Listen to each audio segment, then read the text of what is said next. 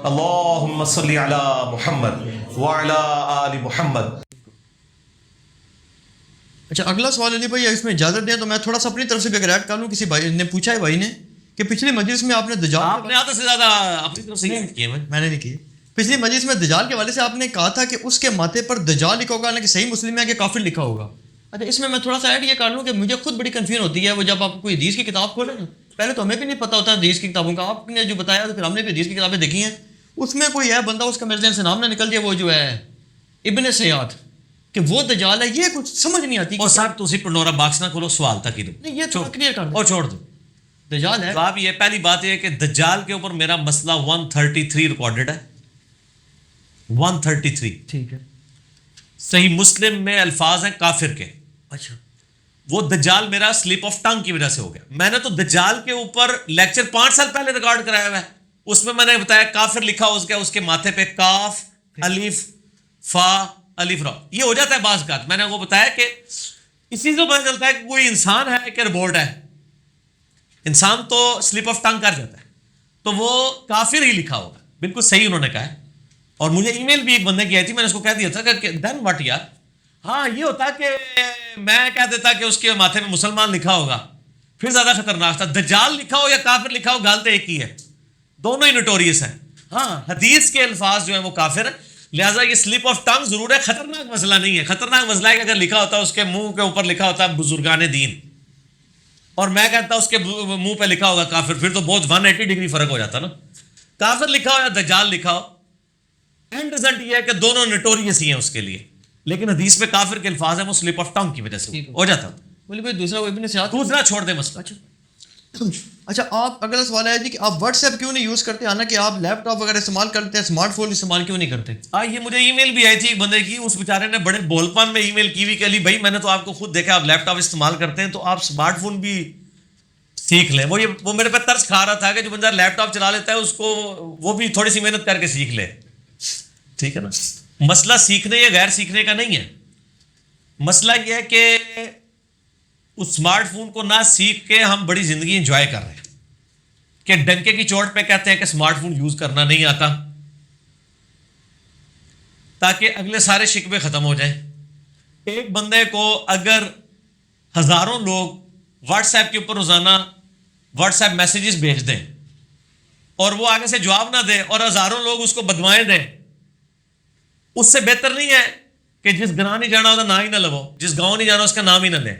ہم نے اس ایشو کو ہی کل کر دیا ہے. یہ نہیں ہے کہ خاص بندوں کو بتایا اور عام بندوں کو. میرا موبائل نمبر بھی میرے قریبی دوستوں کو پتا ہے جو میرا پرسنل نمبر ہے، بلکہ بھی ان سے بھی میں خود ہی رابطہ کرتا ہوں. اور ایک نمبر میرا وہ ہے جو ہم سب کو بتاتے ہیں، وہ اکثر بند ہی ہوتا ہے. وہ پاسبل نہیں ہے نا. ایک بندہ کس طرح لوگوں کے ساتھ ڈیل کر سکتا ہے؟ اصل تو آپ نے عام کھانے، آپ پیڑ نہ گنے. ہمارے واٹس ایپ کے گروپ بھائی چلا رہے ہیں، ان کو سوالات بھیجیں، مجلس میں ریکارڈنگ ہو جاتے ہیں، آپ اس کو لے کے آگے چلیں. تو مطلب آپ اس کو زیادہ اس میں ٹھیک پریشانی والی بات نہیں ہے. تو واٹس ایپ ہم یوز کر نہیں سکتے بجائے اتنے لوگوں کی بدوائیں لینے کے، گالیاں لینے کے کہ یہ تو واٹس ایپ بھی کیا تھا جواب نہیں آیا اتنے دنوں. میں نے تو ای میل پہ بھی کہا کہ مجھے کریں، لیکن اس کے بعد امید کوئی نہ رکھے میرے پہ. جواب آ جائے تو ٹھیک. ہم نے تو آٹو رسپانس لگایا ہوا ہے ای میل کو بھی، کیونکہ پاسبل نہیں ہے. یہ لوگ بشرے تو بڑے دیتے ہیں. ان سے پوچھے کہ سر آپ کو اگر 1000 روزانہ ہے تو آپ دے سکتے ہو؟ نہیں کرتے تو منو کو مشورے دے دو. میں کیسے کر سکتا ہوں؟ میں بھی تو انسان ہوں نا. کیسے پاسبل ہے؟ ٹھیک ہے نا. اس میں تکبر والی بات ہی کوئی نہیں ہے. اس میں بات ہے کہ میرج بھی نہیں ہو سکتا. ٹھیک. نبی صلی اللہ علیہ وسلم کے 99 نام ہیں، اس کا کیا ثبوت ہے؟ کوئی ثبوت نہیں ہے جی. 99 نام تو آپ لوگوں نے بنائے ہوئے ہیں. نبی صلی اللہ علیہ وآلہ وسلم کے کئی مبارک نام بخاری مسلم میں آئے. یہ جو 99 بنائے ہوئے ہیں نا، یہ لوگوں نے خود بنائے ہوئے ہیں. کچھ نام اس میں صحیح سند سے ثابت بھی ہیں. محمد ہے، احمد ہے، ماہی ہے، عاقب ہے. یہ سارے الفاظ بخاری مسلم میں آتے ہیں. مشکات میں ایک روایت ہے ویسے، وہ نبی علیہ السلام کے ناموں کے بارے میں نہیں ہے، اللہ تعالیٰ کے ناموں کے بارے میں ترمذی کی ہے. وہ ضعیف روایت ہے. ٹھیک. تو اللہ تعالیٰ کے 99 نام جو ہے، 99 کیا ہزاروں نام ہیں اللہ کے. تو دوسری کتابوں میں بھی موجود ہیں، لیکن جو ہماری حدیث کی کتابوں میں آئے ہیں نا، وہ اس کے اوپر شیخ زبیر زئی صاحب نے محنت کی ہے. وہ ہماری ویب سائٹ ahlsunnatpark.com پہ آپ کتاب ڈاؤن لوڈ کر لیں. 99 نیمز آف اللہ، مسئلہ نمبر 82 میں نے بتایا ہے، جو صحیح سند سے ثابت ہے. اللہ تعالیٰ کے کئی نام ایسے ہیں کہ جو اللہ تعالیٰ کی صفات تو ہیں، لیکن وہ اللہ کے نام نہیں ہے. مثلا قرآن پاک میں اللہ تعالیٰ فرماتا ہے انا منتقمون، میں بے شک انتقام لینے والا ہوں. لیکن اللہ کے ناموں میں کہیں نہیں ہے المنتقم. ہاں آپ کے وہ قرآن پاک میں 99 ناموں میں المنتقم بھی لکھا ہوا ہوگا. وہ انہوں نے اسی صفت سے نام خود ڈیوائز کر لیا ہے. صفت کا مطلب قطعاً نہیں ہے کہ وہ نام بھی اس کا ہو. مثلا برائی کا پیدا کرنے والا کون ہے؟ برائی کس نے پیدا کی ہے؟ اللہ نہیں پتا. اچھائی کس نے پیدا کی ہے؟ اللہ. لیکن اللہ کا کوئی نام ہے ایسا برائی کا پیدا کرنے والا؟ نہیں. حالانکہ خالق وہی ہے. اللہ تعالیٰ جب آپ کہتے ہیں تبارک اللہ احسن الخالقین، تعریفی کلمات میں لے کے آتا ہے، تو اللہ تعالیٰ جو ایکٹیویٹیز پرفارم کرتا ہے، جو اللہ تعالیٰ کے افعال ہیں، ضروری نہیں انہی افعال کی بنیاد پہ اس کے وہ نام بھی رکھ دیے جائیں. سمجھ آ گئی آپ کو میری بات؟ بالکل درست. تو اس لیے نام انہوں نے خود سے بھی بنا دیے ہوئے ہیں. ٹھیک ہے نا جی. وہ کہتے ہیں جی وہ جناب آپ جناب یا ممیتو اتنی دفعہ پڑھ کے سینے پہ پھونکے تو احتلام نہیں ہوتا. اے موت دینے والے. حالانکہ اس کا سینے سے کیا تعلق ہے؟ ایسے بھی سوچے. نہیں، مسئلہ یہ ہے یہ نام کہاں سے بنا لیا ہے؟ موت تو واقعی اللہ تعالیٰ دیتا ہے، لیکن الممیت نام کہاں سے بنا لیا آپ نے؟ کس حدیث کے اندر الممیت نام آیا ہے؟ یہ دیکھنے والی چیز ہوگی نا. ٹھیک. تو اللہ تعالیٰ کے جو افعال ہیں ضروری نہیں کہ آپ ان کے نام بھی ڈیوائز کرنا شروع کر دیں. اللہ تعالیٰ کے آپ اربوں افعال گنوا سکتے ہیں. قرآن میں آتا ہے نا کہ تم اگر ساتوں سمندر کی سیاہی بھی جمع ہو جائے، سارے زمین کے درخت جو ہیں وہ کلمے بن جائیں، تو اللہ کے کلمات ختم نہیں ہوں گے. وہ کلمات کون سے ہیں؟ وہ اللہ کے افعال ہی ہیں نا. اللہ کا ہر فعل ایک کلمہ ہے، کلمہ کن سے ہر کام کرتا ہے. تو اللہ تعالیٰ ہے 7 سمندر اور مل جائیں، سورہ لقمان میں بھی اور سورہ الکاف کے آخری رکوع میں بھی، کہ 7 سمندر سیاہی بن جائیں اور اس کے سارے سمندر سیاہی بن جائیں، 7 سمندر اور مل جائیں، سارے زمین درخت کلمے بن جائیں، اللہ کے کلمات ختم نہیں ہوں گے. تو 99 تو نہ ہوئے سر، اللہ کے کلمات تو ہو گئے اربوں میں. بے شمار.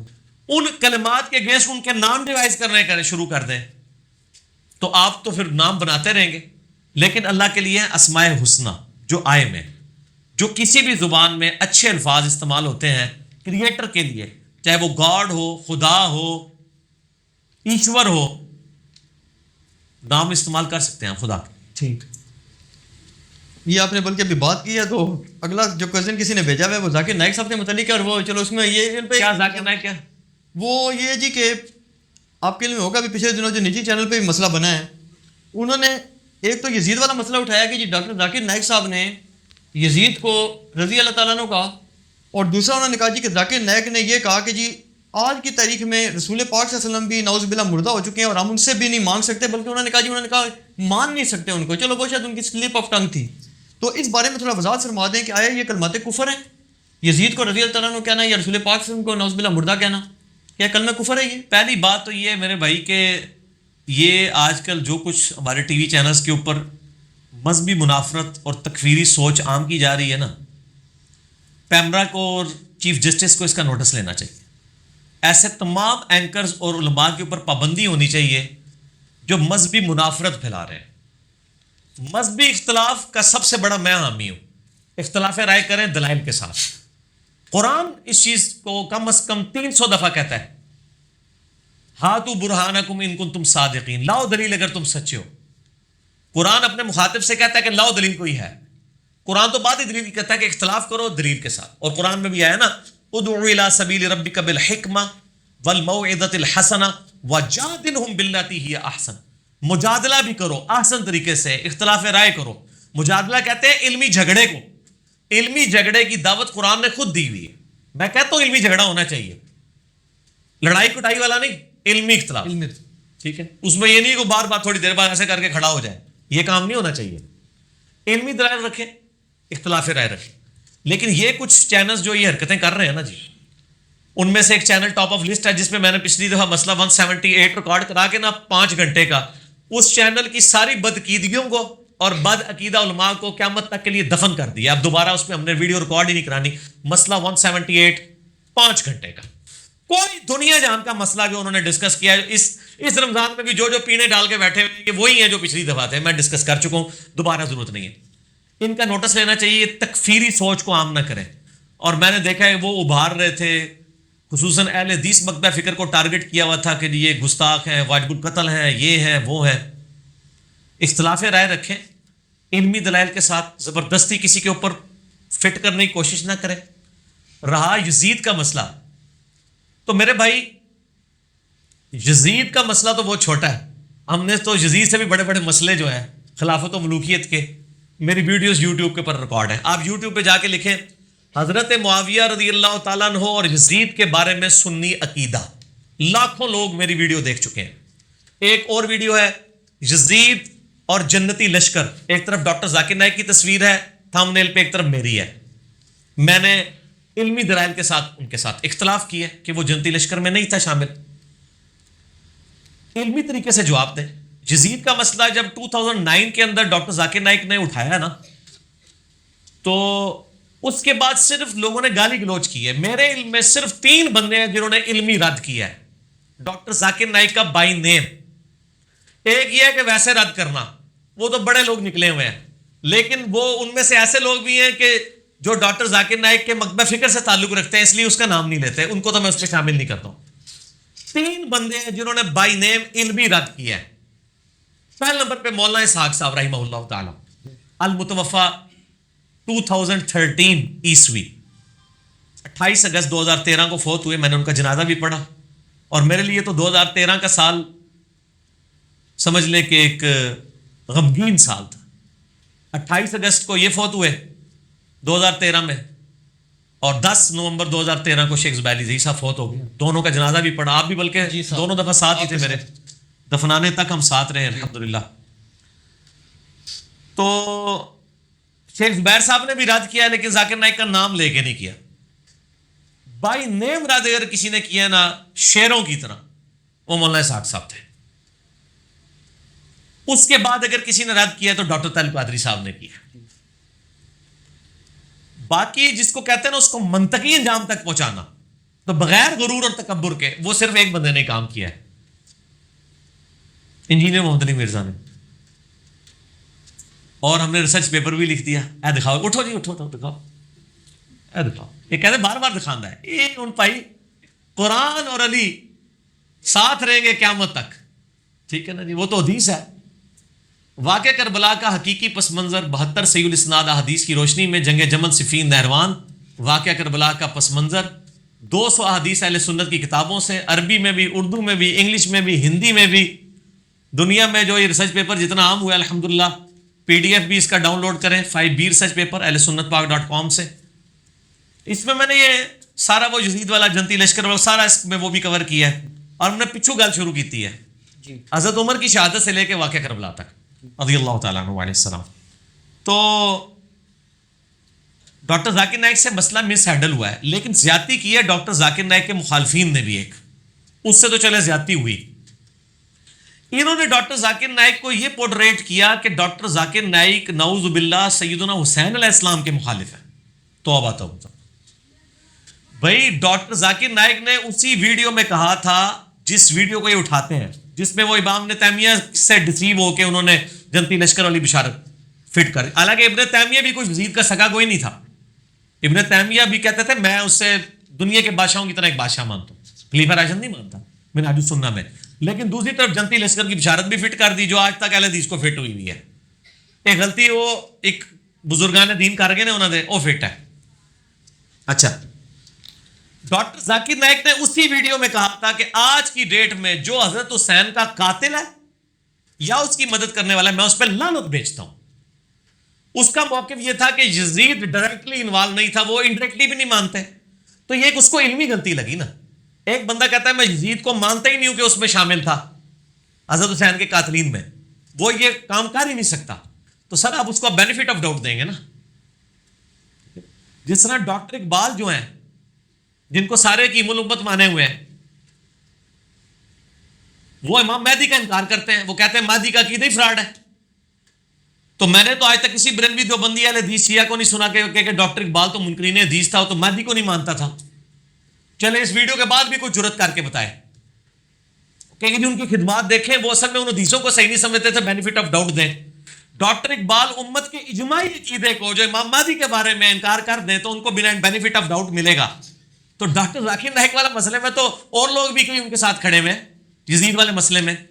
کیا یزید کے ساتھ محبت کا راگ صرف ڈاکٹر ذاکر نائک نے الاپا ہے؟ حالانکہ انہوں نے نہیں الاپا، صرف انہوں نے کہا ہے کہ وہ جنتی لشکر والا وہ جو معاملہ ہوا، وہ انہوں نے کہا میں حسین کے قاتلین پہ آج کی ڈیٹ پہ لعنت بھیجتا ہوں، میں حسین سے محبت کرتا ہوں، یہ سب کچھ کرتا ہوں. باقی ان سے جو کچھ چھوٹا والا معاملہ ہے وہ تو سر شروع سے چل رہا ہے. امام محمد غزالی جو سارے صوفیوں کے امام ہیں، سارے بزرگان دین کے ماننے والوں کے امام ہیں، المتوفا 505 ہجری. امام غزالی کی بزرگی پہ تو کسی کو شک نہیں ہے. امام غزالی نے احیاء العلوم میں لکھا ہے کہ یزید کا نہ قاتل حسین ہونا ثابت ہے اور نہ یہ ثابت ہے کہ اس نے حضرت حسین علیہ السلام کے قتل کا کبھی حکم دیا ہو. اور انہوں نے کہا اس کی وجہ سے جو لوگ یزید کو برا بھلا کہتے ہیں وہ زیادتی کر رہے ہیں، جو یزید پہ لعنت بھیج رہے ہیں وہ غلط کر رہے ہیں. اور انہوں نے یہاں تک کہا ہے کہ جو یزید پہ لعن طعن کرتے ہیں لعنت ان کے اوپر پڑے، کیونکہ لوٹتی ہے ان کے اوپر، کیونکہ وہ ناحق ایک بندے کے اوپر لعنت کر رہے ہیں. تو اس وقت جتنے لوگ یزید کے خلاف بول رہے ہیں نا، ان کے جو بزرگان دین امام غزالی ہیں نا، وہ ان کو لعنتی سمجھتے ہیں یزید کے خلاف بولنے والوں کو. تو اب میں ان لوگوں سے جو ٹی وی چینل پہ آ کے کہتے ہیں ڈاکٹر ذاکر نائک نہیں ہے، ڈاکٹر ذاکر نالائق ہے، وہ آپ کے پنڈی کے ایک مفتی صاحب ہیں، نام نہیں میں لیتا، سب کو پتہ چل جائے گا. وہ کہتے ہیں ڈاکٹر ذاکر نالائق. تو میں ان سے پوچھتا ہوں ڈاکٹر ذاکر تو نالائق ہوئے اور آپ کے بزرگان دین امام محمد غزالی المتوفا 505 ہجری 505 ہجری جو پوری تصوف جن کے اوپر کھڑی ہے، وہ تو کہتے ہیں جو یزید کو پہ لعنت بھیجے اس پہ لعنت لوٹے گی. تو انہی مفتی صاحب نے جو پنڈی والے ہیں انہوں نے نجی چینل کے اوپر کہا یزید لعنتی. تو مفتی صاحب امام غزالی آپ پہ لعنت بھیج کے گئے ہوئے ہیں، تو آپ ذاکر نائک کے اوپر تو بعد میں آئے، پہلے اپنے بزرگوں کے اوپر. اب آپ فیصلہ کریں آپ دونوں میں سے کس پہ لعنت لوٹ رہی ہے. ہاں انجینئرنگ کی تھی میں کہ امام غزالی فرما رہے ہیں جو یزید پہ لعنت بھیجے وہ لعنتی، اور پنڈی والے مفتی صاحب نے کہا کہ یزید لعنتی. ان پنڈی والے مفتی صاحب دے اپنے اتنے لعنت آئی ہے یا یزید اتنے گئی ہے یا امام غزالی اتنے گئی ہے؟ پکی ساڑھے کو تو پھر اس طرح نے جواب جے اے کلپ چڑھے گا نا انشاءاللہ تعالیٰ سارا دن طبیعت صاف ہو جائے گی. ہم سب کو ایک اصول پہ غلط سمجھتے ہیں. میں نے امام غزالی کرا تھا، آپ کو پتا ہے 2014 میں مسئلہ 101 ریکارڈ کرایا تھا، خلافت و ملوکیت صحیح مسئلہ خروج اور فکر حسین حق پرستی کی علامت ہے. میں نے اس میں کہا تھا کہ امام غزالی بھی یزید والے مسئلے میں غلط ہیں اور امام ابن تیمیہ بھی غلط ہیں اور ڈاکٹر ذاکر نائک بھی غلط ہے. لیکن میں نے غزالی کی تکفیر تو نہیں کر دی اس مسئلے میں. اگر اس مسئلے میں تکفیر بنتی ہے تو پہلے امام غزالی کی تکفیر کریں یہ لوگ جو ڈاکٹر ذاکر نائک کی یزید کے مسئلے میں اگر وہ کر رہے ہیں تکفیر، تو کہیں گے نہیں اس کی بھی غلطی، اس کی انشاءاللہ وہ فارغ ہو جائیں گے. میں کوئی ڈاکٹر ذاکر نائک کا یعنی اس کا چمچہ نہیں ہوں. میں سب سے پہلے میں نے ویڈیو اس کے خلاف ریکارڈ کرائی ہیں اور سچ پیپر لکھے اس کو ای میلز کی، لیکن ایک خاص لمٹ سے آپ کو آگے نہیں جانے دیں گے. حضرت امیر معاویہ رضی اللہ تعالیٰ کی غلطیاں بخاری مسلم سے ضرور بیان کریں، ہم آپ کو نہیں روکیں گے، لیکن آپ جب ان پہ لعنت کرنی شروع کریں گے پھر ہم حضرت معاویہ کے دفاع کے ساتھ کھڑے ہو جائیں گے کہ نہیں، جو بندہ فوت ہو چکا ہے اس پہ آپ کو لعنت کرنے کا حق نہیں ہے، جو صحابی بھی ہو. میرا یوٹیوب پہ کلپ بھی حضرت معاویہ پہ لعنت کرنا حرام ہے، لیکن لمٹ نہیں کراس کرنی، ایگزیجریشن نہیں کرنی. یہاں کیا کرتے ہیں، جس کو 10 ہوتا ہے نا اس کے ساتھ 3 صفریں لگا کے 1000 بنا دیتے ہیں، جو 1000 ہوتا ہے اس کے تینوں ہی اڑا دیتے ہیں. جس کو بڑھایا بڑھا ہی دیا، جس کو کم کیا کم ہی کر دیا. تو ڈاکٹر ذاکر نائک کا بھی مسئلہ ہے کہ ہم اس سے علمی اختلاف رکھتے ہیں. اس مسئلے میں تو اس کی تکفیر نہیں بنتی قطعاً.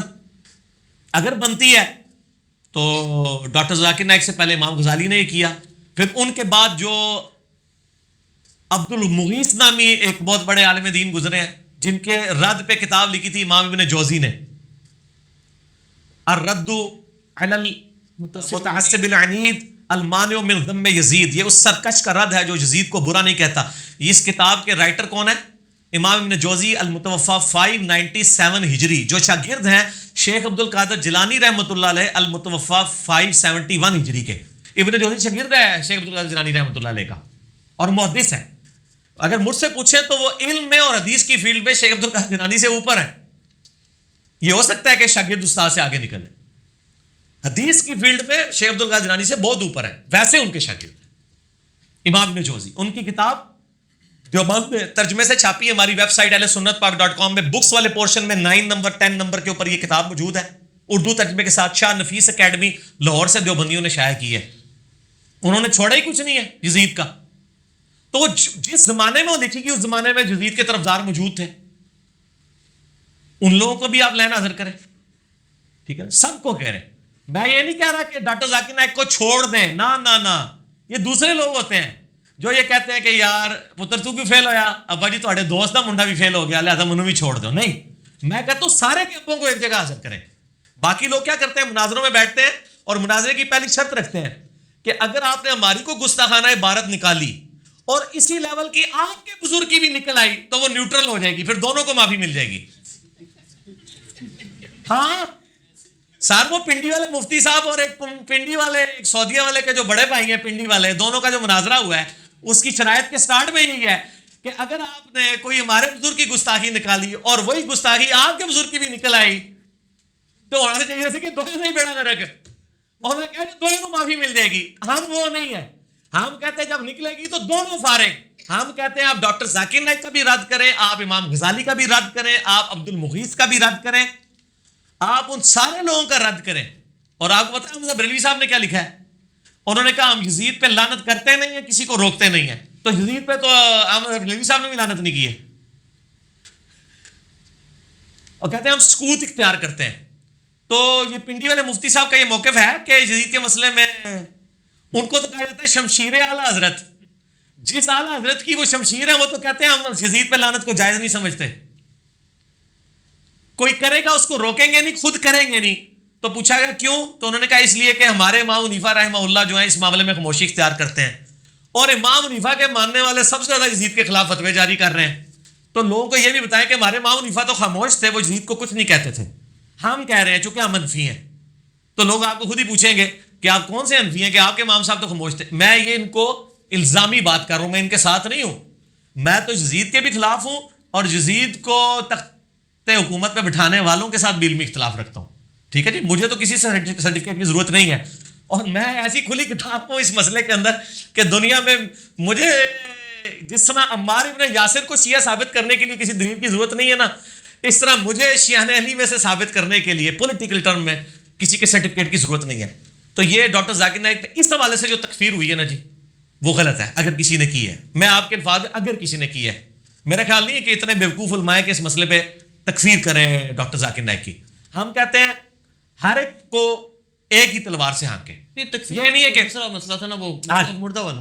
اب آج مردہ والا مسئلہ یہ ہے, اس پہ میرا کلپ چڑھ چکا ہے یوٹیوب کے اوپر. کیا وفات النبی صلی اللہ علیہ وآلہ وسلم بولنا گستاخی ہے؟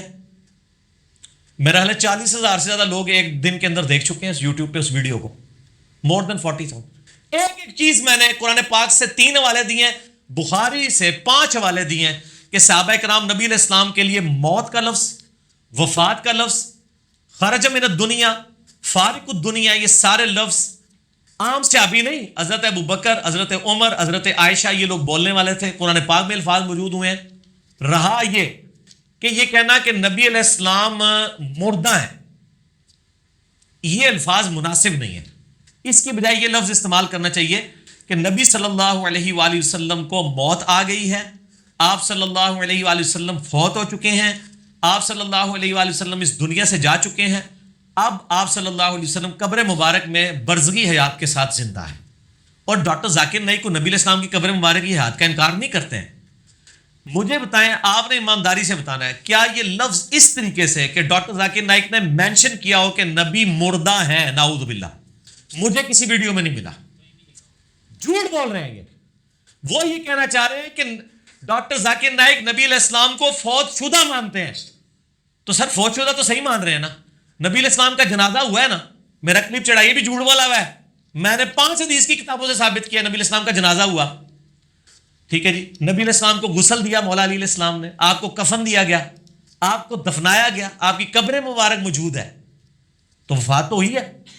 رہا وہ جو قرآن میں ہے وَلَا تَقُولُوا لِمَن يُقْتَلُ فِي سَبِيلِ اللَّهِ أَمْوَاتٌ, جی ہاں, یہ بات کہ جو اللہ کی راہ میں مارے جائیں انہیں مت کہو کہ وہ مردہ ہیں. اموات کا لفظ ہے, مت کہو. دوسری جگہ قرآن خود کہہ رہا ہے کل نفس ذائقۃ الموت. اچھا خود قرآن کہہ رہا ہے نبی علیہ السلام کے بارے میں وما محمد الا رسول قد خلت من قبلہ رسل افئن مات. موت کا لفظ نبی علیہ السلام کے لیے خود استعمال کر رہا ہے اللہ تعالیٰ. او قتل یا قتل ہو جائے, شہید کا لفظ بھی نہیں. یا میرا کلپ دیکھ لیں, میں نے ان کے 14 طبق نہیں 28 طبق روشن کر دیے, اس میں بلکہ 1400 طبق روشن کر دیے. 1400 سال میں اگر کہیں تھے نا طبق ان کے. میری بات مکمل ہونے دیں, بیچ میں نہ ٹوکا کریں, کیونکہ میں خبریں نہیں پڑھ رہا ہوتا اس وقت. جو اللہ کی تائید مجھے حاصل ہے نا, جو کچھ میرے دل میں آ رہا ہے میں وہ بیان کر رہا ہوں. میں نے کوئی رٹا نہیں مارا ہوا, نہ یہ کوئی فیبریکیٹڈ انٹرویو ہوتا ہے میرا کوشچن آنسر سیشن. اس لیے بیچ میں نہیں ٹوکنا, جب تک میں خاموش نہ ہو جاؤں اس وقت آپ نہ بولیں بیچ میں. تو موت کا لفظ تو خود استعمال. اب قرآن کس موت کی مخالفت کر رہا ہے؟ بیسیکلی کافر یہ کہتے تھے کہ یہ صحابہ جب شہید ہو رہے تھے نا, وہ کہہ رہے تھے دیکھو جوانی میں مر گئے, بچے چھوڑ گئے. اللہ نے فرمایا یار ان کو مردہ مت کہو, وہ اللہ کے لیے مرے, اللہ نے ان کو ایک اور زندگی دے دی ہے. یہ کافروں کو یہ بات بتائی گئی تھی کہ جو اللہ کی راہ میں مارے جائیں ان کو مردہ مت سمجھو. تم ان پہ افسوس کر رہے ہو, مر گئے, بچے چھوڑ گئے, بیویاں بیوہ ہو گئی, خاندان اجڑ گیا. نہ اللہ نے ان کو بہت بڑی زندگی دے دی ہے. باقی اگر اس کا کوئی یہ مطلب لے کہ دنیاوی اعتبار سے وہ مردہ نہیں تھے, اگر وہ مردہ نہیں تھے تو ان کی بیویوں نے نکاح کیوں کیے ہیں بعد میں؟ ام سلمہ کا جب خامن فوت ہوا ہے تو اس نے نبی علیہ السلام کے ساتھ شادی کیوں کر لی ہے؟ امہات المومنین میں سے ہے نا. خامن کو مردہ ہی مانا ہوا ہے نا. زندہ بندے کی بیوی کسی دوسرے کے ساتھ شادی کرتی ہے؟ مانا ہوا ہے. نبی علیہ السلام کی بیویاں کو جو دوسروں سے شادی کی نہیں ہے اس کی ریزن یہ نہیں ہے کہ نبی علیہ السلام کی مبارک زندگی ہے, نہیں. اس کی ریزن قرآن میں آئی ہے, النبی اولا بالمؤمنین من انفسہم وازواجہ امہاتہم. نبی کی بیویاں امت کی ماں ہیں, چونکہ ماں کے ساتھ نکاح نہیں ہو سکتا اس لیے وہ نکاح میں. ورنہ کیا نبی علیہ السلام کی وفات کے اوپر ان کی بیویوں نے سوگ نہیں کیا؟ سر سوگ کیا نا. حتیٰ کہ مسلم شریف میں آتا ہے کہ امہات المومنین نے اپنے بال بھی چھوٹے کرا کے کندھے تک کروا دیے تھے کہ ہمارا تو خامن مر گیا, ہم تو زینت ہی نہیں کر سکتے کسی کے لیے. امہات المومنین تو پوری زندگی سوگ میں رہی ہیں حضور کی وفات کے بعد. تو سوگ جو ہے وہ فوت شدہ کا ہوتا ہے یا زندہ بندے کا؟ نام ذکر کرتے تھے رونا شروع کر دیتی تھی. دنیا سے تو فوت ہوئے ہیں نا. بخاری مسلم سے میں نے ثابت کیا ہے کہ حضرت ابو بکر صدیق کا جو پہلا خطبہ ہے بخاری کے اندر کتاب المغازی چیپٹر میں, انہوں نے آگے قرآن کی آیت پڑھی ہے انک میت و انہم میتون. بے شک اے نبی تمہیں بھی موت آنی ہے, تمہارے مخالفین کو بھی موت آنی ہے. پھر پڑھا وما محمد الا رسول, محمد تو نہیں مگر اللہ کے رسول. اگر یہ فوت ہو جائیں یا جنگ میں شہید کر دیے جائیں, شہید تو میں ترجمہ کر رہا ہوں, وہاں تھا موت آ جائے یا قتل کر دیے جائے, کیا دین چھوڑ دو گے؟ اور پھر آپ نے فرمایا الا لوگوں آگاہ ہو جو من کان یعبد محمدا فان محمد قد مات. جو کوئی محمد کی عبادت کرتا تھا جان لے کہ محمد صلی اللہ علیہ وسلم مات کا لفظ ہے. مات کا ترجمہ کیا ہوگا؟ وصال شریف یا موت شریف؟ مات عربی کا لفظ ہے, وفات کا لفظ بھی نہیں. آپ صلی اللہ علیہ وسلم کو موت آ گئی ہے, کسی سے ابھی نے نکاح دی, یا آپ نے نبی علیہ السلام کو مردہ کہہ دیا آپ گستاخ رسول ہو گئے, یا آپ نے کہہ دیا آپ صلی اللہ علیہ وسلم کو موت آ گیا آپ گستاخ رسول ہو گئے. اور کہا من کان یعبد محمدا فان محمد قد مات ومن کان یعبد اللہ, اور جو کوئی اللہ کی عبادت کرتا ہے فان اللہ حی لا یموت, تو جان لو بے شک اللہ تعالیٰ کو ابھی موت نہیں آئے گی, وہ ہمیشہ زندہ رہے گا. مجھے پتہ ہے صحابہ میں کتنے لوگ نبی علیہ السلام کی عبادت کرتے تھے, تو حضرت ابوبکر صدیق نے یہ فرضی قصہ کہانی کیوں بنایا ہے؟ ہم ان کو مثال دے دے, کہتے ہیں جی یہ ساڑھے تو والی آیتاں لگانے نے, وہ جڑی آیت ہے ہی کوئی نہیں سی, وہ پہلے حضرت ابوبکر صدیق نے خود بنائی. یہ آیت تھی کہ جو محمد کی عبادت کرتا تھا وہ جان لے کے اور محمد کی عبادت تو کوئی کرتا ہی نہیں تھا صلی اللہ علیہ وآلہ وسلم, نہ آج کوئی کرتا ہے. اتنا بڑا فیبریکیٹڈ جملہ بنایا حضرت ابوبکر صدیق نے اصل میں ان کے دماغ کھولنے کے لیے, کیونکہ حضرت ابوبکر صدیق کو وہ بخاری والی حدیث پتہ تھی کہ دیکھنا میرے امتیوں میری شان کو اس طرح بلند نہ کرنا جس طرح عیسیٰ ابن مریم کے ماننے والوں نے کیا. میں اللہ کا بندہ اور اس کا رسول ہوں, مجھے اللہ کا بندہ اور اس کا رسول کہنا. اصل میں اس انسانیت نے ایک بہت بڑا رسک فیکٹر انوالو ہو چکا ہے. اس انسانیت میں سب سے بڑا شرک نبی کے نام پہ ہی کھڑا ہوا ہے. عیسائیت کس کے نام پہ کھڑی ہوئی ہے؟ کسی بت کے نام پہ. میں کہتا ہوں حضرت عیسیٰ کو تو 2.25 ارب لوگ عبادت میں کلیم کر رہے ہیں نا, 1.5 ارب مسلمانوں نے بھی یہی کام کرنا تھا اگر نبی علیہ السلام اتنی سخت تعلیمات نہ ارشاد فرما کے جاتے. اور حضرت ابوبکر صدیق نے صحیح وفات کے بعد آپ کی اس بات کو مزید انڈورس کر دیا کہ جان لو اگر کوئی محمد کی عبادت بھی کرتا تھا نا تو جان لو کہ محمد کی عبادت نہیں، ہم اللہ کے ماننے والے ہیں، محمد تو ہمارے لیڈر ہیں، ہم جو عبادت ہے وہ اللہ کی کر رہے ہیں۔ سارے ان کو پتہ ہی نہیں ہے، یہ اللہ کے نام کے اوپر تو بھڑکتے نہیں ہیں، اللہ کے نام کا تو مذاق اڑاتے ہیں اور باقی ناموں کے اوپر بھڑکنا شروع کر دیتے ہیں۔ تو یہ کہنا کوئی گستاخی نہیں ہے۔ رہا یہ کہ نبی علیہ السلام کو ماننا، وہ میں نے کلپ دیکھا ہے شاہ جی، انڈیا کے لوگ گاف بول ہی نہیں سکتے، مانگنا اس نے بولنا تھا تو ماننا نکل گیا۔ دوسرا، ماننا لفظ کو تو انہوں نے پکڑ لیا، وہ پورا جملہ کیا تھا؟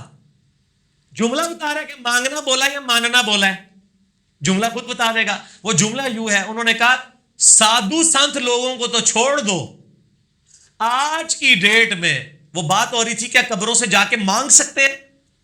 جو فوت شدگان ہیں ان کو مدد کے لیے پکار سکتے ہیں، سادھوؤں کو، بزرگوں کو؟ تو اس کے جواب میں اس نے کہا کہ تم ان بزرگوں کو تو چھوڑو، آج کی ڈیٹ میں تو محمد صلی اللہ علیہ وآلہ وسلم کو مانگنا بھی حرام ہے۔ وہ کو بھی پریپوزیشن بھی غلط لگا دی، سے مانگنا کہنا چاہیے تھا، لیکن وہ جملہ بتا رہا ہے کہ پریپوزیشن اس قسم کی تو کئی غلطیاں مطلب سلپ آف ٹنگ کی وجہ سے ہو جائے۔ صحیح مسلم میں حدیث نہیں ہے، ہاں اس پہ ڈٹا رہنا غلط ہے، صحیح مسلم میں حدیث نہیں ہے کہ تیرے رب کو توبہ کرنے والے شخص پہ ویسا ہی پیار آتا ہے جیسا کہ کوئی شخص کسی ریگستان میں ہو اور اس کا سارا ساز و سامان اس کے اونٹ پہ لدا ہو، اچانک وہ اونٹ غائب ہو جائے، پھر وہ بیٹھ کے موت کا انتظار کرنا شروع کر دے کہ اب تو دور دور تک تو ریگستان ہے، مجھے پانی اور روٹی نہیں ملے گی۔ اس کی آنکھ لگ جائے، اچانک کھلے، پھر اونٹ سامنے ہو اور وہ اتنا خوش ہو کہ اے اللہ میں تیرا بندہ، تو میرا رب، یہ وہ کہنا چاہے لیکن زبان لڑکھڑا جائے اور الٹ الفاظ نکل جائیں کہ اے اللہ تو میرا بندہ میں تیرا رب، یعنی اس کی خوشی کی انتہا نہ رہے، اس کی زبان لڑکھڑا جائے۔ اس شخص سے زیادہ اللہ کو خوشی ہوتی ہے جب کوئی شخص اللہ کی طرف توبہ کرتا ہے۔ سبحان اللہ، اللہ تعالیٰ تو حمد و مائل بکرم ہے۔ یہ مثال آپ صلی اللہ علیہ وسلم نے بیان کی زبان کے لڑکھڑانے کی، لیکن اس کی دلیل کے اوپر جو صوفیاء کے شطیحات ہیں نا، جو یہ کہتے ہیں صوفیاء نے بھی جو بولے ہیں نا وہ سارے گستاخانہ جملے، وہ نبی علیہ السلام کے بارے میں نہیں بولے ہوئے ہیں، صرف وہ صحابہ کے بارے میں بھی بولے، اللہ کے بارے میں بھی بولے، سب کے بارے میں بھی، اور بار بار بولے، اور کتابوں میں بھی بار بار چھاپے۔ ایک بار کسی کا نکل جانا اور ہے، مثلا میری زبان سے نکل گیا، جس طرح نکل گیا وہ دجال کی بجائے کافر نکل گیا، تو مجھے ایک بندے نے توجہ دلائی کہ آپ نے کافر کہنا تھا، میں کہوں میں نے ٹھیک ہے، میں ہوں بھی کہاں گا، دوبارہ کہاں گا، حالانکہ یہاں تو پھر بھی کوئی مسئلہ نہیں، دونوں کا مطلب ہی ہے کہ ہے، لیکن ایک بندے سے زبان کی لغزش کی وجہ سے نکل گیا تو میرا بندہ میں تیرا رب، اور آپ اس کو کہتے ہیں میرے بھائی آپ نے غلط کہہ دیا، وہ کہے گا مجھے تو پتہ نہیں چلا، اچھا میں اب دوبارہ ریپیٹ کرتا ہوں، وہ یہ تو نہیں کہے گا میں دوبارہ بار بار ریپیٹ کروں گا، ایسے تو نہیں کرے گا نا۔ تو ڈاکٹر ذاکر نائک کو جب یہ پوائنٹ آؤٹ کیا گیا، اس نے ریٹن میں یہ جمع کروایا، سرکار لوکل تھانے میں اس نے ریٹن میں جمع کروایا کہ میں نے یہ بولنا تھا، یہ نکل گیا، لیکن یہ لوگ معاف کرنے کے لیے تیار نہیں ہیں، اور دوسری طرف ان کے بزرگوں کی گستاخانہ عبارتیں یہ خود چھاپ رہے ہیں، ہم نے ہائی لائٹ بھی کر دی ہیں، ان کی پرنٹنگ بند نہیں کر رہے، اپنی منجی سارے ڈنڈا کو نہیں میں پھیردا، چوتھے ملے بڑے ہوئے ہیں، چیلنجنگ کر دینے ہو، ساڑھے نل چار کر لو، یہ کر لو، وہ کر لو۔ میں کہتا ہوں آپ چیلنج کریں اپنے ان بزرگوں کی کتابوں کو چھاپنے والوں کو جن میں گستاخانہ عبارتیں، آپ دوسرے محلے میں بیٹھے ہیں ان کو چیلنج نہ کریں، غلطی علمی طریقے سے ہائی لائٹ کریں۔ ڈاکٹر ذاکر نائک نے جو یہ مانگنے کا لفظ تھا وہ ماننا نہیں، اس نے بولا تھا مانگنا کہا تھا۔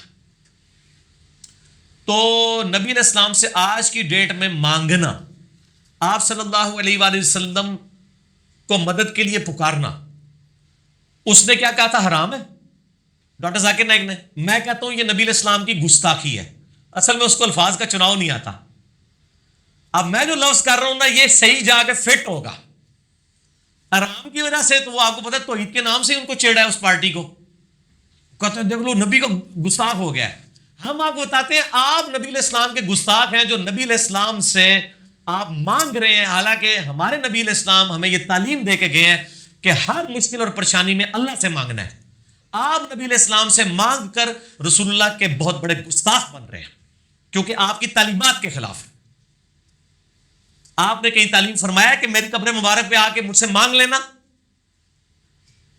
صحیح بخاری میں 1010 نمبر حدیث ہے۔ نبی علیہ السلام کی وفات کے بعد حضرت عمر کے دور میں جب قحط پڑ گیا, سیدنا عمر نے دعا کی, انا کننا نتوسل الیک, اے اللہ, اے بخاری شریف, یہ دکھانے کی نہیں دکھانی نہیں ہے, سر میں بتا رہا ہوں, یہ پڑھی ہوئی نہیں ہے, پڑھی ہوئی ہے. اب میں اس میں سے وہ بخاری شریف چونکہ میرے سامنے ہے, میں 1010 نمبر حدیث کھول بھی لیتا ہوں کہ حضرت عمر کا کیا عقیدہ ہے کہ آج کی ڈیٹ میں نبی علیہ السلام سے مانگنا چاہیے کہ نہیں مانگنا چاہیے. ہاں جی, اللہم انا کننا نتوسل الیک بنبینا صلی اللہ علیہ وآلہ وسلم. قحط پڑ گیا, حضرت عمر نبی علیہ السلام کے چچا عباس ابن عبد المطلب کو لے کے نکلے اور کہا, اے اللہ, جب تک تیرے نبی ہم میں موجود تھے پہلے پہل ہم ان کو تیری بارگاہ میں توسل کے طور پر پیش کرتے تھے. اور توسل کا مطلب کیا کہ ان کی دعا کی برکت سے بارش نازل ہوتی تھی. فتسقینا, تو ہم پہ بارش برسا دیا کرتا تھا. وَإِنَّا نَتَوَسَّلُ إِلَيْكَ بِعَمِّ نَبِيِّنَا, آج اب ہم نبی صلی اللہ علیہ وآلہ وسلم کے چچا کو توسل کے طور پر لے کے آئے ہیں. حضرت عباس کو ساتھ لے کے گئے تھے. فسقینا, پس ہم پہ بارش نازل فرما. قال, حضرت انس ابن مالک کہتے ہیں, فیسقون, تو ان کے اوپر بارش نازل ہو جایا کرتی تھی. حضرت عمر کو پتہ کیا چاہیے تھا, وہ یہ کہتے کہ اے اللہ, جب تک تیرے نبی ہم میں موجود تھے ہم ان کو لاتے تھے, اب ہم نبی علیہ السلام کی قبر مبارک میں آئے ہیں. یا رسول اللہ صلی اللہ علیہ وآلہ وسلم, جب تک آپ قبر مبارک سے باہر تھے آپ ہمارے لیے دعا کرتے تھے, اب ہم آپ کو قبر پہ پکارتے ہیں, آپ اللہ کے حضور ہمارے لیے دعا کریں تاکہ اللہ تعالیٰ ہم پہ بارش نازل فرمائے. یہ جو فارمولہ آج ایک خاص پارٹی نے, ایک فرقے نے اپنی پبلک کو سکھایا ہوا ہے, حضرت عمر کو یہ فارمولہ نہیں آتا تھا. حالانکہ حضرت عمر وہ صحابی ہیں کہ بخاری مسلم میں آتا ہے, صلح حدیبیہ کے موقع پر جب پانی کم پڑ گیا اور ساری طرف سے وہ ایک پیالہ جمع کیا گیا, تو حضرت عمر ہی وہ تھے جنہوں نے نبی علیہ السلام سے کہا تھا, یا رسول اللہ اپنے مبارک ہاتھ اس میں ڈالیں تاکہ اس سے چشمے جاری ہوں. نبی علیہ السلام نے ایک پیالے میں ہاتھ ڈالا. جابر بن عبداللہ کہتے ہیں 1500 صحابہ نے پانی پیا, جانوروں کو پلایا, اسٹور کر لیا, اور اللہ کی قسم ہم 1,00,000 بھی ہوتے تو پانی اس سے بھی زیادہ تھا. حضرت عمر یہ کام کروا چکے تھے. تو میرا خیال ہے سب سے بیسٹ پرسنالٹی تھی حضرت عمر کہ وہ ایک پیالہ اٹھاتے, قبر رسول پہ جاتے اور کہتے یا رسول اللہ اپنا ہاتھ مبارک باہر نکالیں, اس پیالے میں رکھ دیں, امت کو سیراب کر دیں. یہ لا کے جعلی روایتیں مصنف ابن ابی شیبہ سے, ایک بدو آ گیا, عرابی آ گیا, اس میں عامش مدلس عن سے روایت کر رہا ہے. وہ جعلی روایتیں ایک دور کی کتابوں سے پیش کر رہے ہیں, اور خلیفہ راشد کا عمل صحیح بخاری کے اندر موجود ہے جو پوری امت کو عقیدہ بتا رہا ہے, وہ لیتے ہی نہیں ہے. ہمارا عقیدہ حضرت عمر والا ہے. ان کو تو وسوسہ بھی نہیں آیا کہ میں جا کے قبر مبارک پہ کہوں یا رسول اللہ, میں نے تو یاد ہوگا آپ کو, میں نے صلح حدیبیہ کے موقع پہ بھی آپ سے یہ چشمے جاری کروائے تھے, آپ مہربانی فرمائیں. لیکن نہیں, آپ ذرا دیکھ لیں وہ فضائل اعمال کے اندر بھی تبلیغی جماعت کی کتاب اور فضان سنت دعوت اسلامی کی کتاب بریلوی دیوبندی دونوں نے اپنی کتاب میں لکھا ہے کہ حضور کی وفات کے 550 سال بعد شیخ احمد رفاعی نے آگے قبر رسول پہ شعر پڑھے تو نبی علیہ السلام نے قبر مبارک سے ہاتھ باہر نکال دیا. کتنا بڑا جھوٹ ہے. اما عائشہ کے لیے تو ہاتھ نہیں نکلا, سیدہ فاطمہ کے لیے تو ہاتھ نہیں نکلا جب اما عائشہ جمل کے لیے گئی ہیں. بعد میں جو شرمندہ ہوئی اس وقت نبی علیہ السلام روک لیتے. یہ سب جھوٹ فیبریکیٹڈ واقعات ہیں. بالکل آج کی ڈیٹ میں نبی علیہ السلام کیا کسی بھی فرشتے سے, کسی بھی مرے ہوئے بندے سے, چاہے وہ کوئی نبی ہو, فرشتہ ہو, فرشتے کو خیر بیچ میں سائڈ کر دیں, کوئی جن ہو, کوئی بزرگ ہو, اس سے مانگنا گستاخی ہے نبی علیہ السلام کی شان میں, کیونکہ نبی علیہ السلام نے یہ تعلیم نہیں فرمایا. شاہب میں اجازت دو. اور اس کے اوپر میرا ڈیٹیل لیکچر ہے. مسئلہ نمبر 3, دعا صرف اللہ ہی سے. جتنے دھوکے انہوں نے دیے ہوئے اس پہ, ان کے جواب آپ نے مجھ سے نہیں لینے, کیونکہ وہ 1.5 گھنٹے میں نے دیے ہوئے ہیں. اور میرا ریسرچ پیپر ہے دعا صرف اللہ ہی سے, ahlsunnatpak.com سے ڈاؤن لوڈ کریں. اور اسی کی ایکسٹینشن ہے وسیلہ اور توسل کے صحیح احکام و مسائل. وسیلے کو ہم بھی مانتے ہیں, لیکن آپ والا وسیلہ نہیں, حضرت عمر والا وسیلہ جو انہوں نے بتایا. وسیلے کا مطلب کیا ہے؟ آج اللہ کے نبی دنیا میں موجود ہوں, ہم کسی کے پاس اپنا مسئلہ نہیں لے جائیں گے, ڈائریکٹ نبی علیہ السلام کے پاس لے کے جائیں گے. لیکن نبی علیہ السلام کی وفات کے بعد سقیفہ بنی ساعدہ میں اختلاف ہوا. حضرت علی نے 6 مہینے تک بیعت نہیں کی ہے, حضرت ابوبکر نے اپنا مقدمہ قبر رسول پہ پیش نہیں کیا. 6 مہینے تک تو اختلاف رہا ہے نا. اختلاف کیوں رہا ہے؟ 1 منٹ میں حل ہو سکتا تھا, قبر رسول پہ جا کے فیصلہ کروا لیتے. ان کے دماغ میں بھی نہیں تھا کہ نبی علیہ السلام سے یہ کمیونیکیشن ہو سکتی ہے. حضرت فاطمہ فدق کا مسئلہ ہوا، یہ کہتے ہیں جو قبر رسول پہ جا کے کہتی، نبی اسلام ایک آواز دیتے، کسی کی جرت نہیں تھی بات کر سکتا. ان کو پتا تھا کہ اب نبی کے ساتھ ہماری کمیونیکیشن قیامت تک نہیں ہو سکتی. بالکل جھوٹے عقیدے انہوں نے گھڑے ہیں. اس لیے آپ کو کسی حدیث میں خلفاء راشدین کے بارے میں نہیں ملے گا، بلکہ اس کے الٹ ملے گا. بخاری مسلم میں حدیث ہے، نبی علیہ السلام کی مبارک زندگی میں 70 صحابہ کو دھوکے سے شہید کر دیا گیا. وہ جب شہید ہونے لگے انہوں نے کہا اے اللہ ہمارے نبی کو ہمارے حال کی خبر کر دینا کہ ہم نے تیرا دین نہیں چھوڑا. اور نبی علیہ السلام وہاں بیٹھے ہوئے اشک آنکھوں سے جاری ہیں، آپ کو اللہ تعالیٰ نے مطلع کر دیا. انہوں نے کہا یا رسول اللہ آپ دیکھ لیں ہم آپ کے امتی آپ کا دین نہیں چھوڑ کے جا رہے. کہا اللہ ہمارے نبی کو ہمارے حال کی خبر کر دینا. نبی علیہ السلام جب دنیا میں موجود تھے اس وقت صحابہ کا عقیدہ یہ تھا اتنی دور سے ہم اپنی بات نہیں پہنچا سکتے، اللہ کے ذریعے پہنچا سکتے. اور آج بھی مسلمان کا یہ عقیدہ ہے. ہم درود شریف کیا پڑھتے ہیں؟ اللہم صلی علی محمد. ٹھیک ہو گیا جی؟ اچھا علی بھائی اس میں اب یہ ہے کہ یہ تو آپ بھی ماشاء فرما چکے ہیں اپنے لیکچر میں بھی کہ دیوبندی بریلوی اہل حدیث شیعہ ساروں کا اس پہ اتفاق ہے کہ رسول پاک صلی اللہ علیہ وسلم کو زندہ مانتے ہیں قبر مبارک میں آخرت کی زندگی کے ساتھ. تو اس میں یہ ہے کہ جو پھر مماتی لوگ ہیں وہ تو اس بات کی ان کی بات تو ایک لحاظ سے یہ ہے نا کہ چلو جیسے آپ نے فرمایا کہ بھی وہ کم از کم جیسے بازیوں کے معاملے میں آپ نے کہا کہ بھی ان کا موقف ایک ہے. اب ان کی مجھے سمجھ نہیں آتی کہ رسول پاک صلی اللہ علیہ وسلم کی حیات کے بھی قائل ہیں لیکن کسی لحاظ سے اس حیات کا کوئی مقصد بھی نہیں بتا رہے. کون مماتی؟ جو اہل حدیث حضرات ہیں. چلو دوسرے تو مانتے ہیں نا کہ ہمیں ان کے وسیلے سے رزق مل رہا ہے، وہ سن رہے ہیں اور جناب اسی وجہ سے ان کو پکارتے بھی ہیں مدد کے لیے کہ ان کا موقف ہے کہ وہ زندہ ہیں اور ہمیں اس کا شعور نہیں ہے، لیکن چلو وہ زندہ تو ہے نا. لیکن اہل حدیث کا سمجھ نہیں آتا کہ یہ زندہ بھی مانتے ہیں اور کسی حوالے سے کوئی یعنی کہ ان کو پکارنا بھی جائز نہیں مانتے. پکارنا اس لیے نہیں جائز مانتے نا کہ نبی علیہ السلام کی گستاخی ہے مدد کے لیے پکارنا. پکارتے تو ہیں، خالی پکارنا تو ٹھیک ہے. نماز میں نہیں پڑھتے السلام علیکم ایھا النبی، اے نبی آپ پہ سلام اور رحمتیں اور برکتیں ہوں. اور اس حدیث سے حاضر و ناظر یہ ثابت کر رہے ہوتے ہیں. اس حدیث کے آگے تو دیکھیں اللہ تعالیٰ کے نبی علیہ السلام فرماتے ہیں، بخاری مسلم کی حدیث ہے، جب تم یہ پڑھو گے اللہ تعالیٰ زمین و اسمان میں ہر نیک بندے تک سلام پہنچا دے گا. آپ نبی علیہ السلام کی بات کرتے ہیں، ہم کہتے ہیں حضرت ابو بکر عمر عثمان و علی کو بھی ہمارا سلام پہنچتا ہے. ہم نماز میں پڑھتے ہیں السلام علینا وعلی عباد اللہ الصالحین. ہم پہ بھی سلام ہو، سارے نیک بندوں پہ سلام ہو. قبر رسول پہ السلام علیکم یا رسول اللہ پڑھتے ہیں، اللہ تعالیٰ اپنے نبی تک پہنچاتا ہے. تو اس کو کون انکاری ہے؟ کیا اہل حدیث سے السلام علیکم یا رسول اللہ نہیں پڑھتے قبر رسول پہ جا کے؟ پڑھتے. تو پھر جھگڑے کوئی نہیں ہے. لیکن اگر آپ کہیں گے کہ نبی علیہ السلام سے مانگنا ہے، نہ، نبی علیہ السلام ہمیں ایاک نعبد و ایاک نستعین سکھا کے گئے ہیں، یا حی یا قیوم برحمتک استغیث سکھا کے گئے ہیں. ٹھیک ہے جی. نبی علیہ السلام نے تو کبھی میں نے کہا اشکالات مسئلہ 3 میں نے ریزالو کیے ہیں. ہم نبی علیہ السلام کے پکارنے کو گستاخی سمجھتے ہیں. چلے میں آپ کو ایک پھکی دے دیتا ہوں. حضرت آدم افضل ہے یا نبی علیہ السلام؟ رسول پاک سے. حضرت آدم کو فرشتوں نے سجدہ کیا تھا، تو فرشتوں نے نبی علیہ السلام کو سجدہ کیوں نہیں کیا؟ آپ نبی کو سجدہ کر سکتے ہیں؟ تو آپ کی ڈاکٹرائن تو فیل ہوگی.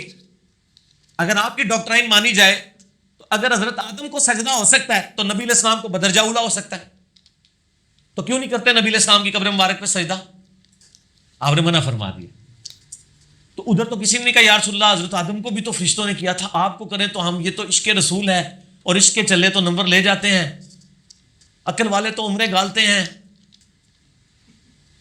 کہنا نہیں نا عشق دے چلے نمبر لے گئے عقل والے ان کی عمرہ گالیاں. ابو داؤد ابن ماجہ میں حدیث موجود ہے جو میں نے پہلے بھی کئی دفعہ بیان کی کہ نبی علیہ السلام کو ایک شخص نے آ کے سجدہ کیا. آپ نے میں سر اٹھا کیا کر رہا ہے؟ اس نے کہا میں ہیرا شہر گیا تھا، وہاں لوگ اپنے سردار کو سجدہ کرتے ہیں. آپ تو اللہ کے نبی ہیں، زیادہ حقدار ہیں. آپ نے فرمایا جب میں فوت ہو جاؤں گا میری قبر سے گزرے گا، کیا قبر پہ بھی سجدہ کرے گا؟ کہا نہیں یا رسول اللہ. اچھا صحابہ کو یہ پتا تھا قبر پہ سجدہ نہیں ہونا چاہیے، پوائنٹ ٹو بی نوٹڈ. تو فرمایا اگر میری قبر پہ سجدہ نہیں کر رہا تو مجھے کیوں کر رہا ہے؟ اگر میں سجدہ جائز سمجھتا تو بیویوں سے کہتا کہ اپنے خامدوں کو کریں. اس نے آگے سے نہیں کہا یا رسول اللہ میں تو اللہ کا بندہ سمجھ کے کر رہا ہوں، میں تو آپ کو عطائی طور پہ مان کے سمجھ رہا ہوں، میں غیر مستقل بذات سمجھ کے. یہ ساری ٹرمز میرے تو زیادہ تھے کسی نے نہیں نہ دیا. جال ہا کی جڑی کتاب ہے سب سے زیادہ یا مفتی احمد خان نعیمی صاحب کو آتی تھی جو انہوں نے لکھی ہے، یا مجھے آتی ہے جس نے پوری دنیا میں وہ کتاب پھیلائی ہے اپنی ینگ ایج میں. تو اس کتاب کے جو غزاوز ہیں ان کا جواب بھی پھر مجھے ہی آئے گا نا، کیونکہ وہ کتاب تو میری بغل میں ہوتی تھی ایف ایس سی میں 1994 میں، آج 2018 ہے.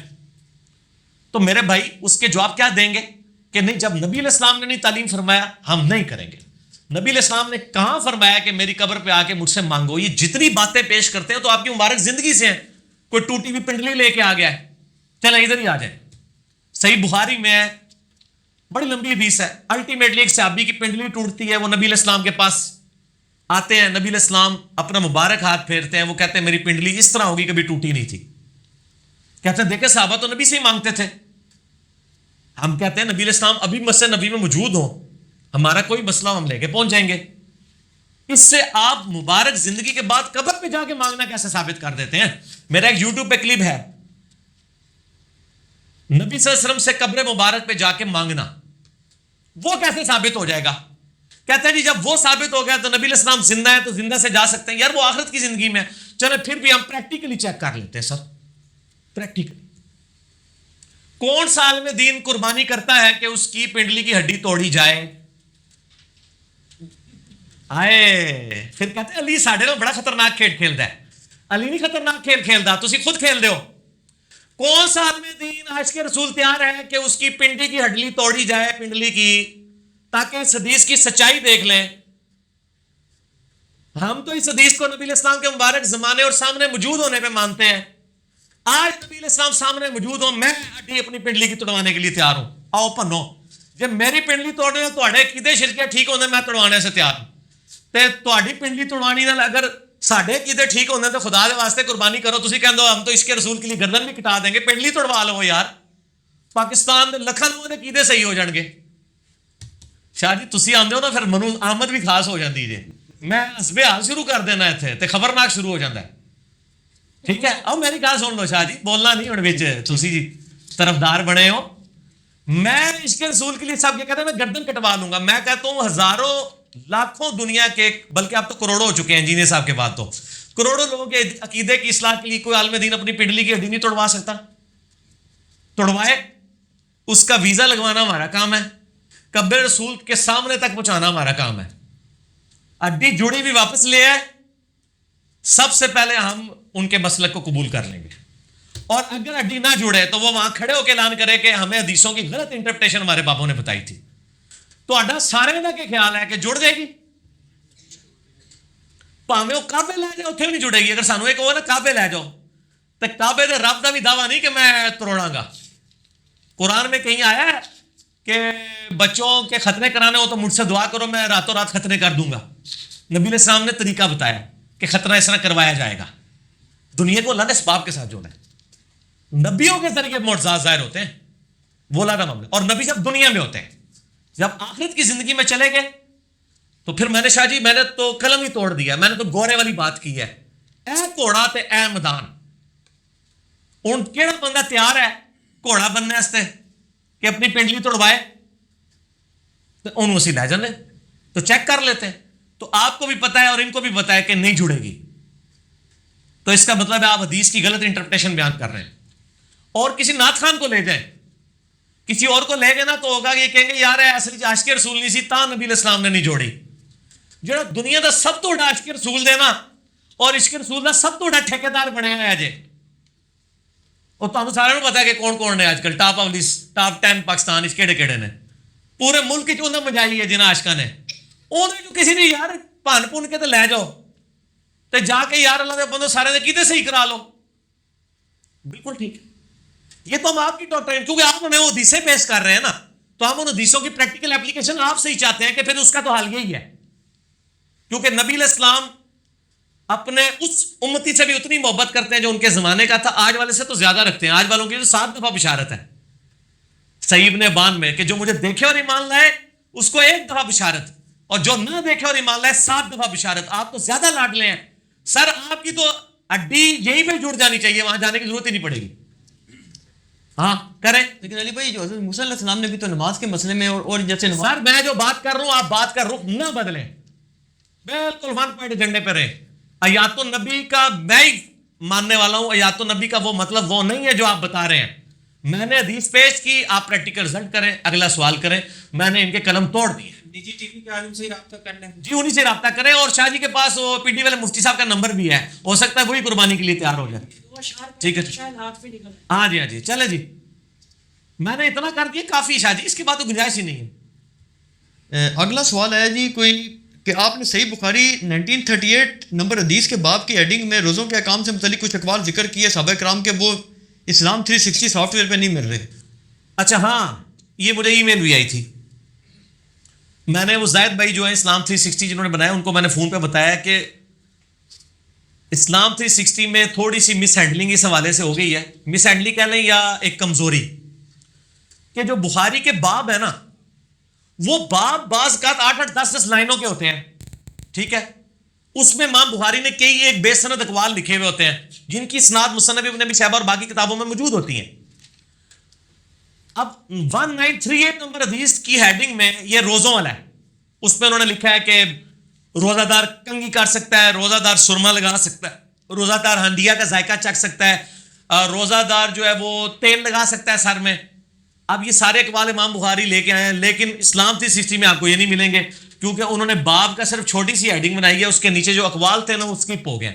تو مجھ سے انہوں نے وعدہ کیا ہے کہ یہ اسلام 360 کا یہ ایپ دور کر دیں گے, لہذا آپ فی الحال جب ایشو ہو تو پی ڈی ایف ہی بخاری کا اور مسلم کا استعمال کیا کریں. اسلام 360 میں ایشو ہے, وہ انشاءاللہ ریزالو ہو جائے گا, میری ان سے بات ہوگی. نہیں بھائی آپ کا اگر ان سے رابطہ ہے تو ان سے یہ بھی پوچھنا کہ باقی مزید بھی کتابیں ایڈ کرنا آ گئی ہے نا, مشکات بھی آ گئی ہے, مسند احمد بھی آ گئی ہے, کر رہے ہیں آہستہ آہستہ کر رہے ہیں. ٹھیک. مین کتابیں تو کر دی ہیں انہوں نے. اگلا کوشچن ہے جی کہ جنازہ کے لیے طاق رکعتیں رکھنے کا کیا ثبوت ہے لازمی, یہ شرط ہے لازمی؟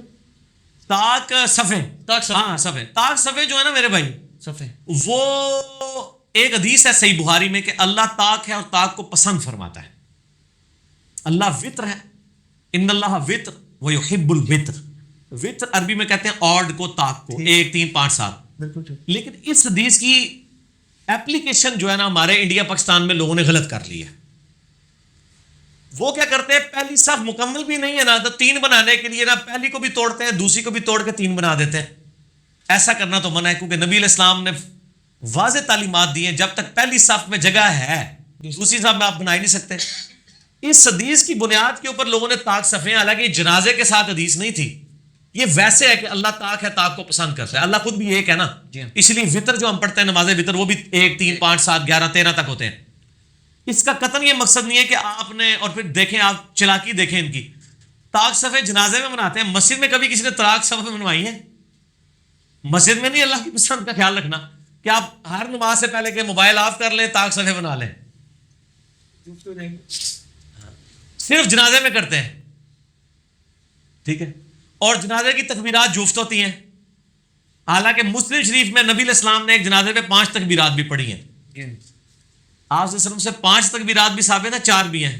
وہ صرف شیخ زبیر صاحب کے جنازے پہ میں نے 5 پڑھی ہیں, باقی تو صرف شیعہ پڑھتے ہیں یا اہل حدیث کا بھی. اسحاق صاحب کی 5 تھی میرے ساتھ. ہاں اسحاق صاحب کی بھی 5 ہوئی تھی. تو یا شیعہ 5 پڑھتے ہیں یا چند اہل حدیث ہیں جو 5 ہیں, باقی تو سارے 4 ہی پڑھتے ہیں. حالانکہ صحیح مسلم میں ہے کہ نبی علیہ السلام نے 5 تکبیرات سے ساتھ جنازہ بھی پڑھا ہے, 4 کے ساتھ, اور جو 5 کے ساتھ پڑھا جائے گا اس میں 5ویں جو چوتھی والی ہے اس کے بعد بھی دعا ہی پڑھی جائے گی. ٹھیک, یعنی 3 سے زیادہ جتنی اضافی وہ دعائیں ہی ہوگی, اور پھر اینڈ پہ ایک طرف سلام پھیرا جائے گا. اگلا کوشچن ہے کہ کمرشل پلاٹ کی زکوٰۃ, یہ تو میرے خیال ہے پچھلی دفعہ بھی ہوا تھا, کمرشل پلاٹ کی زکوٰۃ کیا ہوگی؟ مسئلہ 95B میرا موجود ہے. کمرشل پلاٹ آپ کی سیونگ ہے. بعض لوگوں کو یہ وہم ہو گیا ہے کہ ہم پلاٹ لے لیں نا اگر سیونگ کے طور پہ تو زکوٰۃ نہیں دینی پڑے گی. یہ تو پھر بڑا اچھا طریقہ ہے, جس کے پاس 50 تولے سونا ہے اس کو مشورہ دو کہ 50 تولے بیچ کے اسلام آباد میں ایک پلاٹ لے آؤ, زکوٰۃ ہی دینی نہیں پڑے گی, تو دنیا تو زکوٰۃ ہی مک جائے گی. زکوٰۃ آپ کی سیونگ پہ ہے, چاہے وہ کمرشل پلاٹ کی شکل میں ہو چاہے کسی. ہاں البتہ اگر وہ یوز میں آ جائے چیز, ایک پلاٹ ہے 4 دیواری کر کے کرائے پہ دے دیا, اب اس پلاٹ میں زکوٰۃ نہیں رہے گی, اس کرائے کے اوپر زکوٰۃ ہوگی, وہ بھی اگر جڑ جائے, اور اگر آپ کھائیں گے تو وہ بھی کوئی نہیں. 1 کروڑ کا مکان ہے ایسٹ کے طور پہ آپ کا فالتو, زکوٰۃ دیں گے, لیکن وہی مکان آپ کرائے پہ چڑھا دیں, 1 لاکھ روپے مہینہ بھی کرایہ لیں, کوئی زکوٰۃ نہیں ہے, کھا جائے. بڑی حیران کن بات ہے, اس لیے کہ اللہ تعالیٰ اکنامک ایکٹیویٹی جنریٹ کرواتا ہے. جب وہ مکان کرائے پہ چڑھے گا تو کتنے لوگوں کی اکنامک ایکٹیویٹی ان کے لیے جنریٹ ہوگی, روزگار کھلے گا, پیسہ رننگ میں آئے گا. یہ خالی پلاٹوں کی وجہ سے پیسہ رننگ میں نہیں. آج اسلام آباد میں قبر بھی کو خرید سکتا بندہ, جی ہاں, اتنی مہنگی زمین ہے. عام جو اسٹیبلش سیکٹر ہے نا 15 سے 20 لاکھ روپے مرلہ زمین ہے, کون خرید سکتا ہے؟ انہوں نے لوگوں کے لیے پراپرٹی ڈیلرز نے بیڑا گرک کر دیا امت کا, ایسے مصنوعی چڑھا کے قیمتیں. وہ اسی طریقے سے نا کہ لوگوں نے سیونگ یہ والی کر دی. تو باقی طلاق کے یہ جو مسئلے ہیں نا زکوٰۃ کے, مسئلہ 95B, زکوٰۃ کے قدیم اور جدید 70 احکام و مسائل, اس میں دیکھ لیں, باقی کسی ڈیٹیل میں جانیں گے. کیا نمبر ہے اس کا, نمبر بتا. 95B مسئلہ. ٹھیک. اچھا اگلا سوال بڑا کریٹیکل آ گیا، رمضان کا مہینہ بھی چل رہا ہے، اس میں یہ ہے جی کہ جو حضرات ہیں حنفی، اس کو میں تھوڑا سوال ذرا اپنے الفاظ میں بنا لوں. ایک پچھلے دنوں ایک علامہ صاحب تھے، انہوں نے بھی بلکہ کہا جی کہ یہ جو اہل حدیث حضرات ہیں نا، ان کو یہ پھکی دیں کہ یہ اگر کہتے ہیں نا کہ جناب تراویح ہم پڑھتے ہیں، تو ان سے کہیں گے کیوں پڑھتے ہو تراویح؟ قرآن میں تو تراویح کا ذکر نہیں ہے. تو یہ کہیں گے جی ہم حدیث پہ پڑھتے ہیں. انہیں کہیں جی حدیث میں بھی ذکر نہیں، آپ نے تو خالی 3 دن پڑھی ہے. تو پھر وہ کہیں گے کہ جناب ہم صحابہ کرام پر چلتے ہیں. تو وہ کہتے ہیں جی صحابہ کرام سے ثابت ہے کہ وہ 20 ہی پڑھتے تھے. اور جو رافضی ہیں وہ یہ کہتے ہیں کہ رسول پاک صلی اللہ علیہ وسلم نے تو لوگوں کو ڈانٹ کے باہر نکال دیا تھا، تو آپ پڑھتے کیوں؟ تو دونوں ایکسٹریمز ہیں. اس میں اپنا موقف دیں آپ. یہ پوچھا آپ. پہلی بات یہ کہ صحابہ کرام 20 پڑھتے تھے، تو اس میں بخاری مسلم کی 20 تو نہیں 2 حدیثیں بتا دیں، صرف ان کے کہنے سے ہو جائے. کہتے ہیں ہم حدیث نہیں بتاتے، وہ کہتے ہیں صحابہ کا ہمارے پاس ایک اجماع چلا رہے ہیں مسلمانوں، اجماع چلا رہا ہے تو ٹھیک ہے. کہتے ہیں ہماری دلیل ہی یہی جی یا تراویح نہ پڑھو یا 20 پڑھو. جی اور شیعہ کہتے ہیں نہ پڑھو. جی جی پہلے تو سنیوں سے لڑ لیں، پھر شیعوں سے بھی لڑتے ہیں. پہلی بات یہ ہے کہ اس روح عرض پہ حدیث کی پہلی کتاب ہے الموطا امام مالک. جی بالکل. امام بخاری کے بھی دادا استاد ہیں، دادا نہیں پردادا استاد، کیونکہ امام بخاری شاگرد ہیں احمد بن حنبل کے، احمد بن حنبل امام شافعی کے شاگرد ہیں، اور امام شافعی امام مالک کے شاگرد ہیں. امام مالک نے جو قیام رمضان پہ باب بند ہے، بریلویوں کی الموطا امام مالک اٹھا لیں، ٹھیک ہے نا جی، اور اس میں جا کے آپ خود چیک کر لیں. بلکہ یار وہ الموطا امام مالک ریڈ کلر میں پیچھے پڑی گئی جی، لے کے آئے طاہر بھائی، وہ ریڈ کلر میں اتنی موٹی کتاب ریڈ کلر میں پڑی ہوئی ہوگی، الموطا امام مالک ایک جلد کے اندر ہے، یہ بخاری کے ساتھ ہی پڑی ہوئی ہے. ہاں جی یہ اوپر ہی یہ نکال کے لیں. یہ بریلویوں کا ترجمہ میں دکھانے لگا ہوں، الموطا امام مالک جی شبیر بدرس کا. اچھا روح عرض پہ پہلی کتاب ہے جس میں حنفیوں کے دونوں جھوٹ پکڑے جائیں گے. ایک تو یہ کہتے ہیں صحابہ 20 پڑھتے تھے، دوسرا حضرت عمر نے 20 شروع کرائی. دو یہ جھوٹ پار ہو جان گے جی. اے دکھاؤ جی الموطا امام مالک انہوں. ویسے میں نے مسئلہ نمبر 20 دنیا میں تراویح کے اوپر سب سے زیادہ میرا ہی لیکچر دیکھا گیا ہے، اس لیے اب جب تراویح پہ لوگ چڑھاتے ہیں میری بھی فوٹو ساتھ لگاتے ہیں. آپ لکھیں یوٹیوب پہ تراویح 8 یا 20، لاکھوں لوگ میری ویڈیو دیکھ چکے ہیں، مور دین 4 لاکھ، اور واٹس ایپ کے ذریعے تو شاید ملینز تک پہنچ چکی ہوں. اس میں میرے بھائی میں یہ بریلویوں کا شبیر بدرس کا ہی آپ کو ترجمہ دکھاتا ہوں، الموطا امام مالک کا. حضرت عمر نے 11 رکعتیں شروع کرائی ہیں. صحیح بخاری میں تو یہ ہے کہ حضرت عمر فاروق رضی اللہ تعالیٰ نے ڈیوٹی لگائی تھی ابی ابن کعب کی اور تمیم داری کی کہ لوگوں کو 11 رکعتیں لوگوں کو تراویح پڑھائیں. اور یہ حدیث امام بخاری نے امام مالک سے لی ہوئی ہے. امام مالک ایک حدیث اور لے کے آئے ہیں، اور اس حدیث کے راوی ہیں سائب ابن یزید صحابی. سند بڑی سیدھی سی ہے. امام مالک ثقہ اور صدوق. امام مالک کا استاد ہے محمد ابن یوسف جو صحابی رسول سائب ابن یزید کا بیٹا ہے اور وہ تابعی ہے. اور محمد بن یوسف کی سائب بن یزید سے حدیثیں بخاری میں بھی موجود ہیں، لہذا بخاری مسلم کی گولڈن چین پہ یہ روایت ہے. اس ایک صفحے پہ اس کی عربی بھی نظر آئے گی انشاءاللہ اللہ کے فضل سے، اور 11 رکعتوں والا بھی نظر آئے گا کہ حضرت عمر نے 11 رکعتیں شروع کرائیں. ٹھیک ہے جی، آگے جانے کی ضرورت ہی نہیں.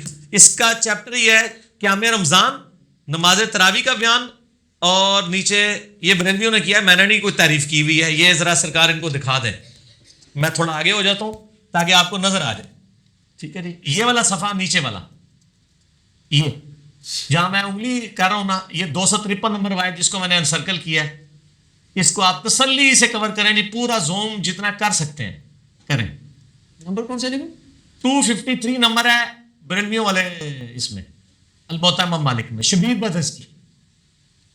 ٹھیک ہوگا جی. سنیں، سائب بن یزید صحابی رضی اللہ تعالیٰ عنہ فرماتے ہیں کہ حضرت عمر فاروق رضی اللہ تعالیٰ نے حضرت ابی ابن کعب اور تمیم داری کو 11 رکعتیں پڑھانے کا حکم دیا. مزید فرماتے ہیں کہ امام ایک رکعت میں 100 آیات تلاوت کرتا تھا اور ہم لوگ لکڑی کے سہارے کھڑے رہتے تھے اور فجر کے قریب ہی نماز سے فارغ ہوتے تھے. قیام اللیل کا لفظ ہے، تراویح کا لفظ تو محدثین نے استعمال کیا، اصل لفظ ہے قیام اللیل، اور اس کے اوپر باب ہے قیام رمضان. اچھا، یہ روایت حضرت عمر کی 11 شروع کروانے کو بتا رہی ہے اور صحابہ کی 11 کو بتا رہی ہے. اب یہ بتائیں 20 والی روایت ہماری مین سٹریم کی کس کتاب میں ہے؟